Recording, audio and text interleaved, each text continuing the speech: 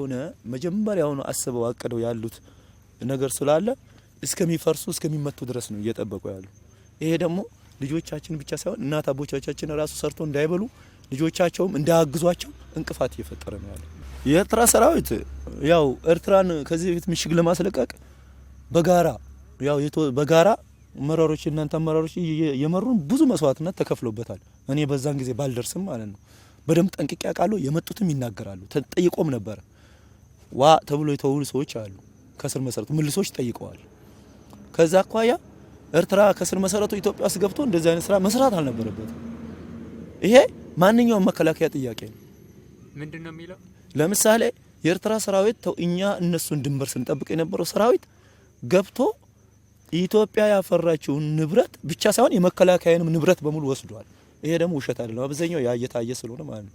የመከላከያ ንብረት ብቻ ስለሆነ አይደለም። እኛ ስንጠብቅ ነበር፣ እነሱ ሲጠብቁ ነበር። ንብረታችንን ብቻ ሳይሆን የኢትዮጵያ ሕዝብ ንብረት እንደተወሰደ ነው እኔ የምቆጥረው፣ አብዛኛው የሚቆጥረው። በዚህ መነሻም ይሆናል ብዬ ገምታለሁ። ይሄ እስከዚህ ድረስ ሊደርስ የቻለውን ብዬ ነው የምገምተው። ማንኛውም ሰው ሲዘርፍ ቁጭ ብሎ አያዩም፣ በትክክለኛ ማለት ነው። ከዚህ አኳያ መንግስት የራሱ የሆነ ጭንቅላቱን እንደገና መርምሮ ማሰብ የሚችልበትን አቅጣጫ ፈጥሮ የሚወስደው ነገር ካለ ቢወስድ ደስ ይለኛል። ካለዛ ደግሞ ያው የተደረሰለት ነው የሚወሰድበት እርምጃ ደግሞ ይኖራል ብዬ ገምታለሁ። ያው ከዚህ በፊትም መንግስቱ እንደዚህ ያርገው ነው ሸሸው። እሱም አውሮፕላኑን ሊያሸሽ ከሆነ ሌላ ጉዳይ ነው። ካለዛ በስተቀር ግን በጣም ሰው ነው እኛ በጣም ሰዎቻችን እኔ እዚህም እዛም እያየው ነው። በመሰረቱ የኛ ሰው የት እንደሚወርቅ አይታወቅም። የእናንተ ደግሞ በጣም ደስ ይላል። እኔ ቁስለኛ አምጥቻለሁ። ማምጣት ስለሚገባኝ ነው ያመጣሁት። የተሰዋ ጥሎ አይወጣም። ቁስለኛ ጥሎ የሚወጣ አላየው። በትክክለኛ ውጊያ በትክክለኛው በኖርማሊ ሲባል የነበረው ትግራይ ላይ የራሱ ህዝብ ስላለ ቁስለኛ ያወጣ ነበር የሚባል። እኔ ግን አሁን በሰው መሬት ላይ ቁስለኛ የተሰዋ በስነ ስርዓት እንደውም በሀገሩ ላይ ነው ሲቀበር በህይወት የመጀመሪያ ቀን አየው።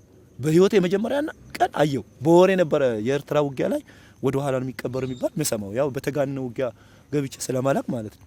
እና ጭራሽ አይገናኝም። የኛ በየምሽጉ ስር ነው የሚወርቀው። በየእንትኑ ነው ቆስሎ የሚቀረው። ቁስለኛውን የት እንዳለ አይታወቅም። ይሄው እዚህ ነው ያለው። እንደዛ ነው፣ በቃ እንደዛ ነው። ተመቶ እያለቀሰ ደርሳችሁበትም ይሆናል። አንዳንድ ሰው እዚህ ብቻ ሳይሆን በየቦታው ለቆ በሚሮጥበት መኪና ስር ተደግፈው ነው በእናት በእግዚአብሔር አንሳኝ ስል የሚያነሳው የለም። ስለዚህ እናንተ ደግሞ አንስታችሁ እንደምታክሙ ሁሉ ታች ያለው ይሰማል። እየሰማም ነው፣ በተጨባጭ ነው የምለው ነው። ይሰማል። ታች ያለው አንስቶ ተነስቶ እንደሚታከም ታክሞ እንዳለ ሁሉ ለምን እናንተ አልፋችሁ ከሄዳችሁ በኋላ እነሱ ይመጣሉ አይደል? ምን ነበር እዚህ እናንተ ቁስለኛ ነበር አክሞ ይዘህዱ የሚባል ወሬ ከሲቪሉ ደግሞ ትሰማል። አንዳንድ ደህና የሆነ ሲቪል ይናገራል።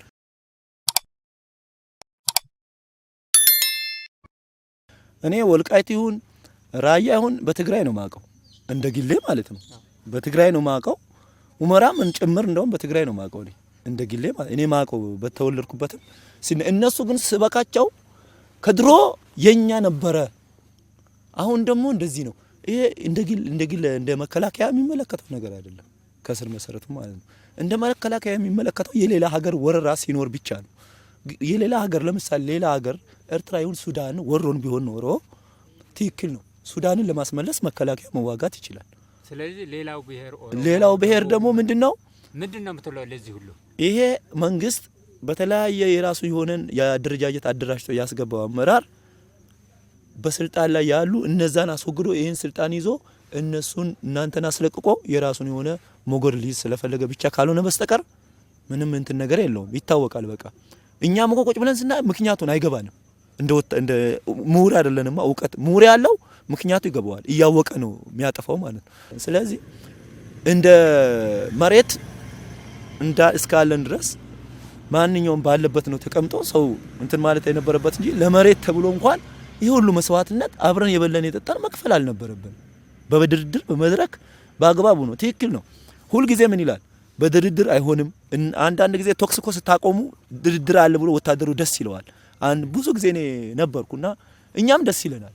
በቃ ቶክስ ምናምን ቆሞ እንትና በቃ ድርድር ሊያደርጉ ነው ገብተዋል ምናምን ነው የሚለው ጦሩ። በቃ ደስተኛው ነው። አዳዲስ ወታደር ነው። ካምፑስ ለመኖር ይፈልጋል። ቁጭ ብሎ የተለያየ እንትን ውስጥ ለምዷል፣ ዘና ማለት ለምዷል። ስለዚህ መኖር ይፈልጋል። ከዛ አኳያ ሲታይ ጭራሽ ድርድር ነው ሲባል ውጊያው ደግሞ እየቆየ 3-4 ቀን በኋላ ተመልሶ ሲነሳ በጣም የሚናደድ ሰራዊት ነው ያለው። ሰራዊቱም የራሱን ስራና ለሰራዊት እንታስተላልፈው መልእክት ሰራዊቱም የራሱን አላማ ይዞ የመጣ ሰራዊት አይደለም። ምን እንደሚሆን አቅም ተገፍቶ መጥቷል። እዚህም የነበረ ነባር የነበረው እንኳን አሁን አንዳንድ ሰው ነባር ይላል። ነባሩ ራሱ ቢያንስ ከሻምበል በላይ ያለ የራሱ የሆነ እሱንም በብሔር ተነጥሎ ካላወቀ በስተቀር ስለ ሁኔታው የሚያውቀው ነገር የለም። እኔ 100% ይሄ ማለት ነው ማረግ መሰለው ከሻምበል በላይም ከሻምበል በታች ገና ከ50 አለቃ ነኝ አይደል ከሻምበል በላይ የሆነ ራሱ እሱንም በብሔር ለምሳሌ አሁን አማራ በጣም በቃ የሆነ ከአማራ ራሱን የቻለ ቦታ አለው የሚንቀጠቀጥበት ቦታ ማለት ነው። ግን ፉከራ ምን ይሰራል? ፉከራና ቀረርቶ አንድ አይደለም። መከላከያ አይደለም ገብቶ የሚዋጋ ፉከራ ይታወቃል። ከድሮም እኮ ነው እኛ ገና ሳን ውጊያው ሳይጀምር ራሱ እኮ እነሱ ነበሩ ቀውጢ ፉከራ ሲያደርጉ የነበረው እንጂ ይሄ ሁሉ ነገር አይመጣም ነበር። ልዩ ኃይል አሁን ለምሳሌ እኔን ነው ኬላ የሚጠብቁ 2 ጊዜ ይዘውኛል ሲሄድ ኬላ ከመጣበቅ ሄድና ተዋጋ በቃ ብያለሁ። እኔ ራሱ ሲጨንቀኝ ማለት አንድ ልዩ ኃይል ውጊያ በየተዋጋችሁበት አግኝታችሁ ከሆነ ጠይቁን። አልፎ ኋላ ደጀን እኛን ልጠብቁ ከኋላ የሚሮጥ ካለ ለመምታት ለመጠበቅ ካልሆነ እሱንም አንድ ሻምበል ካልሆነ ሌላ ሁሉ እስከ አዲስ አበባ ተዘርግቶ በኬላ ነው ያለው። ይሄ ወታደር ሲይዝ ይመጣል። በተለይ በጎንደርማ ከሄደ ወታደርም አይመጣም፣ ተቆርጦ ነው የሚጣለው። አይሄድም ወታደር በዛ ራሱ ይገደላል። ቆርጦ ነው የሚጥለው ሲቢሉ በጎጀራ እኛ እዚህ የሞትን ጥለት ሄዳለ ብሎ ማለት ነው። ግን እኔ ለአማራ ክልል መሬት ብዬ አይደለም የመጣሁት ለኢትዮጵያ ሕዝብ ብዬ ነው ቅድም የገባሁት። ከገባው በኋላ መውጫ አተናል የወጣንም አይደለም። በትግራይም ሆኜ መታወቂያ ወጥቼ ሞክሬያለሁ። አለማጣ ላይ ይዘውኛል። በመሰረቱ በተደጋጋሚ ነው ያዙኝ። ስለዚህ በጣም አስቸጋሪ ነው። በመሰረቱ ፈጣሪም እሱን አይቶ ነው መሰለኝ ቶሎ እያፋጥነው ነው ያለው። ያፋጥነው ነው ምለው።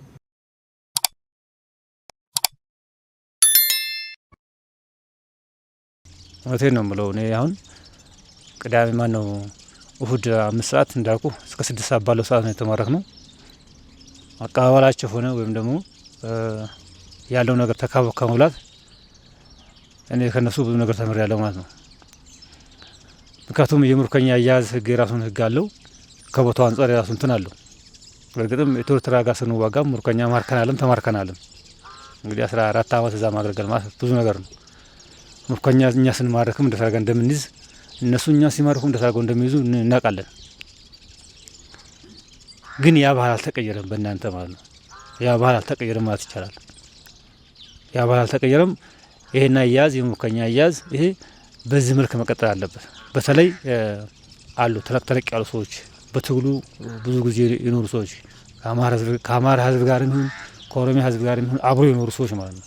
እነዚህ ምርኮኛ ሲይዙ ሲያበረታቱ ምን ስሉ እኔ በጣም ደስ ያለኝ አንዳንድ እዛ ውስጥ ብዙ ነገሮች ስሜታ የሆኑ የሚናገሩ ነገሮች አሉ፣ ከስሜት የተነሱ ማለት ነው። ምክንያቱም እንግዲህ በተደረገው ፊልሚያ ላይ ብዙ ወንድሙን ያጣለ፣ ብዙ እህቱን ያጣለ፣ ብዙ እናቱን ያጣለ ከዚህ አንጻር ደግሞ የሚናገሩ ነገሮች አሉ እንጂ በአብዛኛው ግን ጠንካራ ጎኖች እንዳሉና የተማረከውን ሰው አይዞ ወደ ቤት ተዳለ ምንም ችግር የለም አይዞ ከማለት ውጪ ሌላ ነገር እርምጃ ወደ እርምጃ ምናምን የመግባት አዝማሚያ እንደሌላቸው እኔ በእናንተ ኃይል በጣም ተረድቻለሁና ይሄ ደግሞ ለምታደርጉት የፖለቲካ ደስ ደግሞ ለምታደርጉት ትግል አስተዋጽኦ አለው ብዬ አስባለሁ።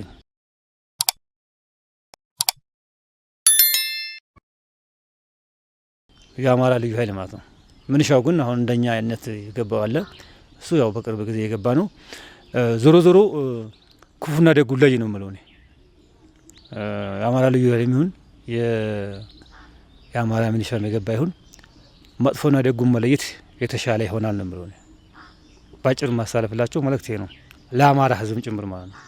ምክንያቱም አሁን መጀመሪያ ስነግርህ የግሌ መሳሪያ እየገባሁት የአማራ ህዝብ ጠብቃለሁ ብዬ ነው የገባሁት።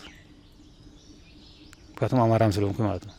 ስለዚህ አሁንም የአማራ ህዝብ ዝም ብሎ መነዳት ሳይሆን ክፉና ደጉን መለየት የግድ ያስፈልጋል።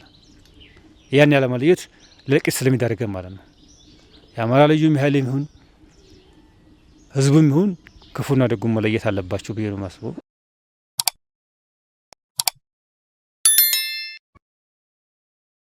የተወለድኩበት ከልተባታ ማለት ነው።